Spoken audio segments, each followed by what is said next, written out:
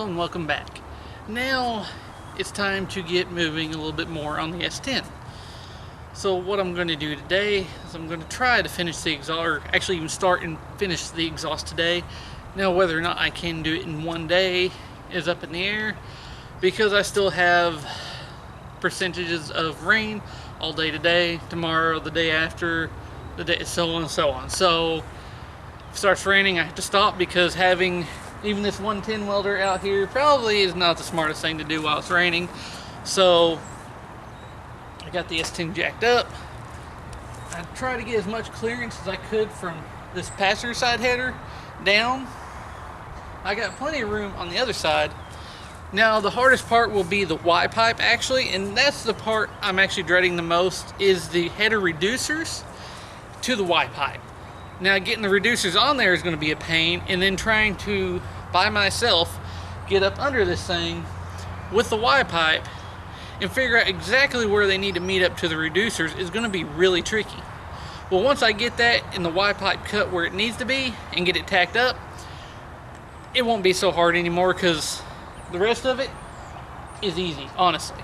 So the hardest part, and the part I'm not looking forward to, is the beginning right here. The rest of it should be pretty simple. Let me show you what I have for the exhaust. Alright, now here it is in the beginning. Here is the Y pipe.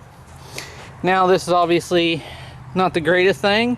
It worked well in the factory. With a little bit of modifications that we done to this engine, it shouldn't be hurt anything really, especially with the rest of the exhaust system after this Y pipe.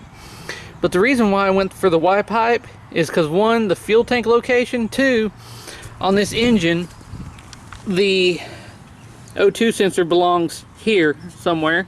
So what I'm going to do is, after I get this tacked up, take it out to weld up, I'm going to drill a hole, put my O2 bung there, and weld it up for the O2 sensor.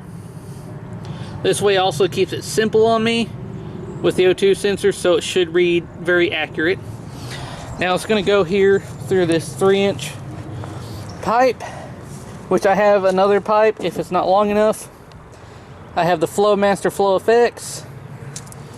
Now these two things right here are actually off my buddy's Corvette. He wasn't happy with the way they looked from the shop that he had in town weld them. And it's no surprise, especially if you look here, you can see all this globbed up weld. And honestly, once he started pulling on it, it just came out of the muffler. So he wasn't too happy with them. So he just threw them at me and said, "Here, do what you want with them. I'm tired of them." So I'm going to go back once it's all tacked up, make sure everything's welded up right, and use that, and then cut these down where needed for the rear exit of the vehicle, then eventually get tailpipes on it. So now, since this is a budget build, this piping was free. Obviously it stays in budget. That Flowmaster, I think, was $40 if I remember. So that's not a lot, and I'm only using one, so that actually saves on a budget as well. And actually, we'll just show you real quick. It's a pretty straight through design, almost like a glass pack, if you can see down in there. It's kind of like a Y pipe glass pack, basically.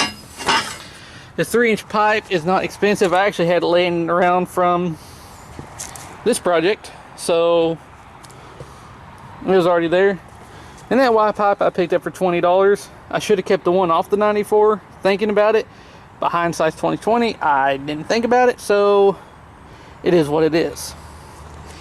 And then buying these header reducers were fairly cheap. I think $20, that actually are the same size as a pipe on the Y pipe, to make it so much easier to adapt it to, so that won't be a problem. Now obviously, once I cut this, I can actually go ahead and take this ring off, and same thing over there. Once I cut it, take that ring off, those aren't on there anymore. But I guess let's try to get to work on it. Now the first fun thing is to crawl up under there with these reducers and try to put them on. It's going to be a lot of fun. I'm used to working on a vehicle where I have more clearance And usually when I do this, I'm using long tube headers, and it's so much easier just to put them on, especially by yourself, and get them lined up where you need them. So this is going to be a little bit more of a challenge what I'm used to.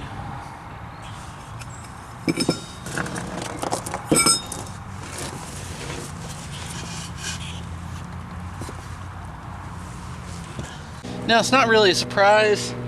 We're into the first issue, and that is this is too wide. So now I'm going to cut it roughly here for now. That way I can go ahead and get this side of the Y pipe set up first, then mock up the other side. Okay, so now with the issue of the headers, the Y pipe is not reaching the passenger side. It's actually coming up a little bit short. All I did was take the flange off of it. And even with the flange on, before I even cut it off, it would still come up short. And I could get close, but to match the angle straight up, I'd have to actually, the back end of the Y pipe would come up and hit the floor. If I pulled it down, flatten it out, there's about that much of a gap on one side. So what I'm going to do to solve that problem, put a little bit of extension on this, weld it up, put this back on. This will also allow me to, because I couldn't earlier, is actually get the Y pipe up there and tack it in place after I cut it to where it should be with this Y pipe on there. So it should make it a lot easier.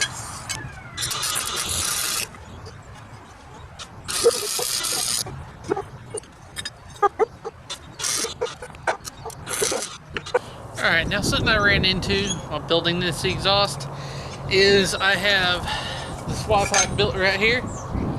Now I still have to drill out the hole, put the bunks for the O2 sensor there, not a problem. Connect the other side. But now the issue is, while trying to go underneath the truck and bolt this flange, well, that's the trick. So now what I'm going to do is, since I cannot actually get my hands up there, hold the Y pipe, and actually fit my hand up through there to get a nut on the end of the bolts, I'm just going to weld the nuts to the bottom side of this flange. That way I can actually take a long extension on a socket and go from the top down to the header and actually tighten down the flanges good. So now also what I'm going to do is I'm going to go ahead and put this part of the Y pipe on with the gasket. Go ahead, secure it down, get it lined up exactly where I want it, and then build the other one onto the other part of the Y pipe onto this side from the driver's side, because that one's a little bit easier to get to, but I'll still probably have to do the same thing, weld the nuts to the bottom side of the flange on that. That way at least it'll just make it easier in the future to remove the exhaust. Alright, now here's where I'm at. I just had to cut part of the Y off, and I'll show you why in a second. But the O2 sensor, I put it right about where it should be from factory specs. But since this is a much narrower design on this S10, unless I was to take this Y pipe, bring it all the way over here against the frame, it wouldn't fit, which would require me cutting up here and making more angles and moving over here. I got clearance, just not enough for the O2 sensor. So what I'm actually going to do, move the O2 sensor slightly, no big deal. But now right here, as you see, this Y pipe's cut is actually because of clearance. Now you can see it was going down.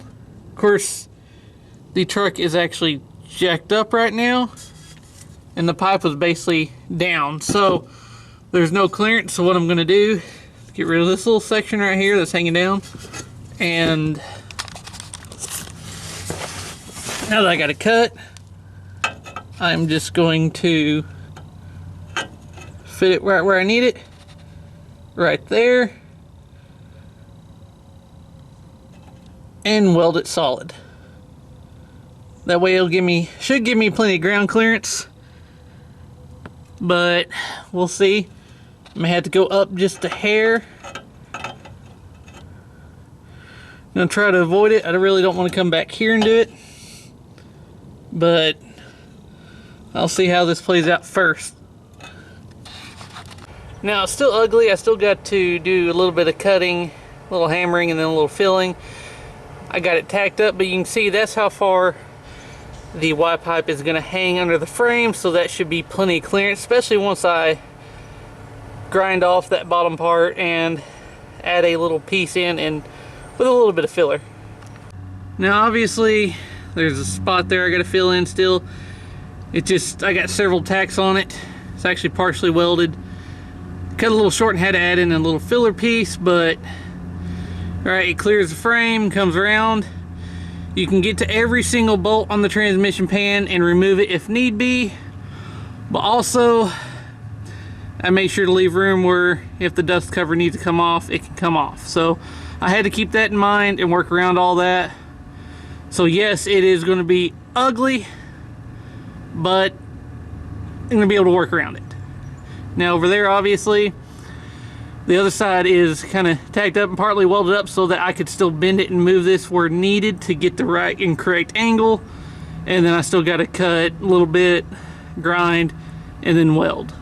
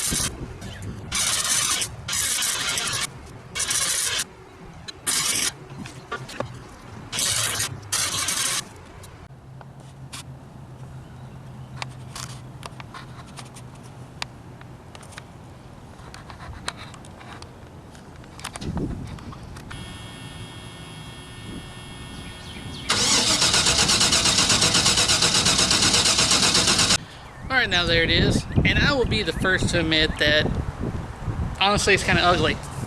Some of the welds don't look so good. I had some issues with the welder, and obviously I used the pipes that I had laying around or I got from other people. I showed you before with those hideous welds. I grind them down a little bit, but I left a little bit of it just because that welder that I have, the heat setting is messed up on it, and sometimes it'll jump heat and actually blow holes through stuff, so I left it on there that way just in case I blew holes. There's some material there, but it didn't burn it off enough. But it is there. The exhaust is done. O2 sensor in, everything's in. And obviously I tried to start it, but when I turned the key, well, I looked under the hood with the air cleaner off. There's nothing coming out of the injector, so I may have to change the injectors. But the fuel pump was working and the spark plugs are getting sparked, so we're going to test the fuel pump and the injectors. But now also on the exhaust, the reason why it's probably not the prettiest, not the best, is I'm using a 8 or 10 year old Harbor Freight $100 special welder that's seen better days. Half the time it doesn't want to let the wire out. The other half the time it welds too hot and it fluctuates temperatures because it's messed up. And half the time it doesn't want to ground, so you'll be welding, all of a sudden it just stops and it just keeps pulling wire out. And yeah, it honestly sucks. It's time for an upgrade, but like I said, I'm doing a budget build and using the tubing and pipe that I already had and making it work with the setup obviously underneath, cutting and fitting and fabricating it together, and using a cheap Harbor Freight welder on the ground because there is no lift and doing it probably the hardest way possible, just laying down on the ground and trying to weld and fit everything up by yourself, which a lot of probably budget-minded people who can't afford some of the high-dollar tools is doing. So I was trying to stay true to that. Now hopefully you enjoyed this video. As always, thanks for watching.